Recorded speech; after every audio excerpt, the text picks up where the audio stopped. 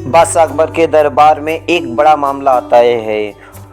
उस मामले में दो भाई एक ही वृक्ष के लिए अपना अधिकार जताते हैं। दोनों जो पड़ोसी थे, दोनों भाई लगते थे और उसी वृक्ष पर अपना अपना अधिकार जता रहे थे।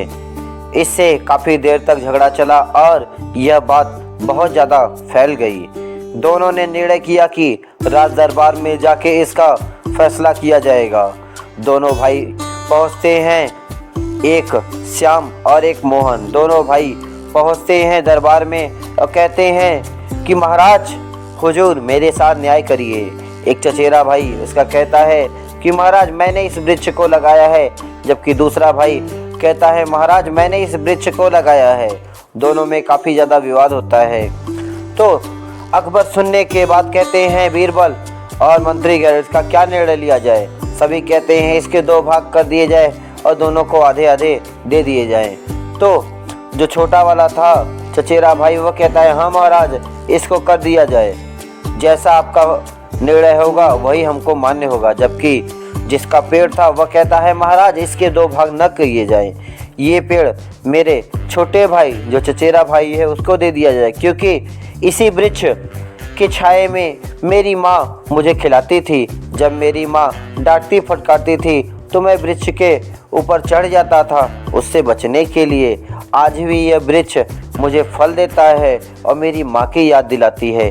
जब मैं उस वृक्ष के पास जाकर बैठता हूँ तो मुझे लगता है मेरी माँ के आंचल का साया आज भी मेरे साथ है। तो मैं इसे अपने से अलग कैसे हो सकता हूँ, इससे जुदा कैसे हो सकता हूँ। अगर मेरे चचेरे भाई के पास भी रहेगा कम से कम मैं इस वृक्ष को देखता तो रहूँगा, इधर उधर जा तो सकता हूँ, उससे मुझे बहुत ज़्यादा खुशी होगी।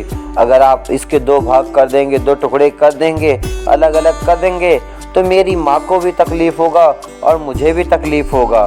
तो आप जो निर्णय लीजिए ठीक है, लेकिन इसके दो भाग मत करिए, इसे मत कटवाइए, मेरे चचेरे भाई को दे दीजिए। फाइनली बीरबल और राज दरबार सब सोचने लगते हैं यह सच है, और बीरबल की बात सुनकर अकबर हंसने लगे, मन ही मन मुस्कुराए और कहते हैं बीरबल अब क्या किया जाए। तो बीरबल कहते हैं जो इस वृक्ष को अपने से दूर नहीं होना, उससे दूर नहीं होना चाहता है और उसकी माँ की याद दिलाती है, वास्तव में उसी व्यक्ति का यह वृक्ष है, इसे दो भाग नहीं किए जाएंगे, उसको दे दिया जाए, क्योंकि अगला झूठ बोल रहा है। उसकी बात सुनने के बाद जिसका वृक्ष था उसको राज दरबार में घोषणा हो जाती है कि ये वृक्ष आपका रहेगा और इसके दो भाग नहीं किए जाएंगे। और दूसरा जो धोखे से लेना चाहता था उसे वार्निंग देकर दरबार से छोड़ दिया जाता है। तो इस छोटी सी कहानी से हमें ये सीखने को मिलता है जो हमारी चीज़ नहीं है, जो हमारा नहीं है, उस पर हमें अपना अधिकार नहीं जताना चाहिए।